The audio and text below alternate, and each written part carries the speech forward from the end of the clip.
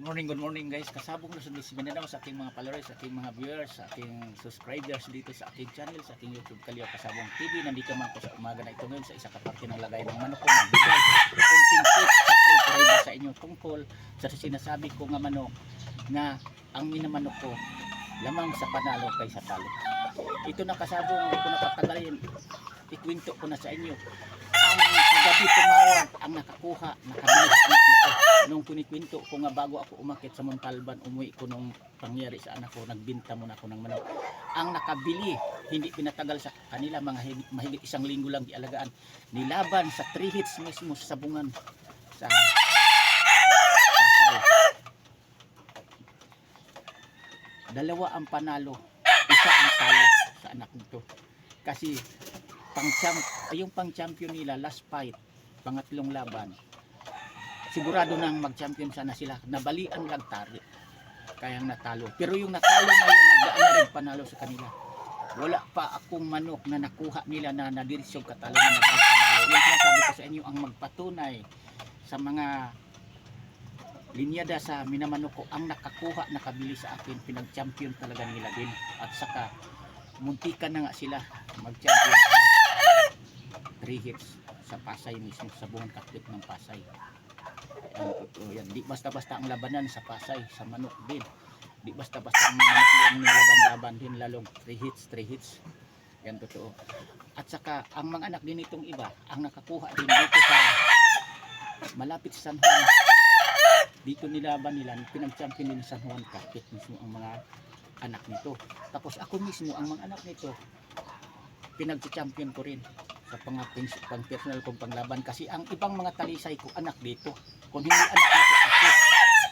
Kasi ang anak nito, nagkaroon tong anak na talisay, kasi pinaris ko sa babaeng talisay, ang mga anak, ako na nito, nagpanalo din.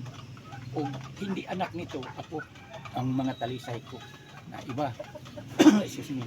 Yan ang pagpatunay ko sa inyo nga, hindi lang kay puro-puri lang ako nga ang manok ko mahusay at sinasabi ko pangit lang tingnan pero lamang sa panalo kaysa talo. Kasi ang magbigay niya 10 prueba mismo, hindi lang ako, yung mismong naglaban, nakakuha, nakabili sa mga linyada sa manok ko, manok ko lalo na sa mga anak nito. Kaya sinasabi ko sa inyo, ito ang gulang-gulang na ito, na manok na ito, di ko gilis ang linyada nito, pinadami ko ito. Kasi lamang talaga sa panalo kaysa talo. Ito siya ang linyada nga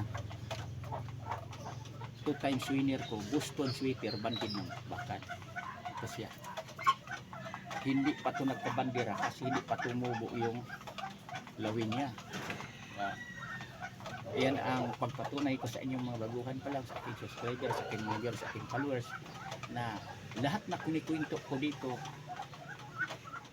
binigay ko og impormasyon sa inyo dito sa content ko sa aking channel, sa aking YouTube Kalyo Kasabong TV. Lahat yan may katotohanan, hindi ko gawa-gawa yan, hindi ko bago ko sinabi sa inyo, totoo ang lahat yan. Tulad nito, nung bagong taon, muntik naman sila mag-champion, kundi nabalik ang tari, ang isa ka manok, last fight, sigurado ako mag-champion sila. Kailang putol ang tari hanggang puno, hindi na talaga manalo kayo. Yan ang mga pinaka-importante dito sa pag-alagang manok. Lagi kong ina-advise sa inyo nga ang hitsura sa isa ka manok, kahit pogi man yung pangit na tingnan, hindi ipapanalo yan, nasa dugo yan, nasa linyada. Kasi pagdating sa totoong labanan, doon mo makita ang manok nga lamang sa panalo kaysa talo. Kahit pangit tingnan lang yun, pero pag bumatog palo, may mapaglagyan ang kalaban. May manok na pogi, gwapong-gwapo, pero pagdating sa labanan, palampas-lampas lang ang mga talo, maisan lang sa kalaban, mag-uwi lang din tayong talunan. Pero may manok din na pangit lang tingnan, pero kung siya ay mubatong palo, sigurado ako nga tumbak agad ang kalaban, mag-uwi din tayo ng panalo.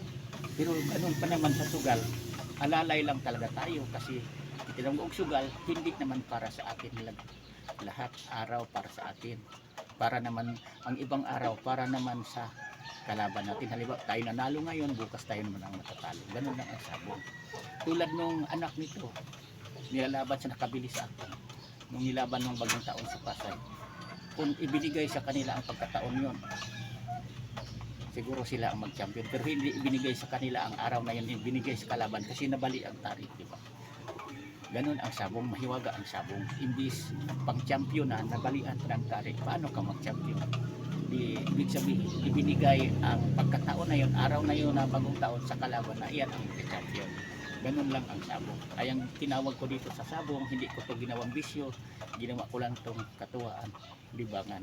Pero pagdating sa history, sa pagpili sa linyada sa manok o sa pag-alaga, sa pagkondisyoning, hindi ako napag-iwanan dahil marunong ako pagdating sa pagpili o sa pag-alaga, paghanda sa manok ng panglaban.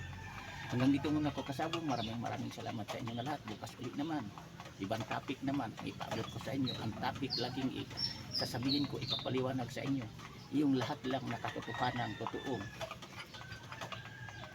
pinagdaanan, nangyayari sa labanan sa aking mga sariling palahin mga manok. Yan lang.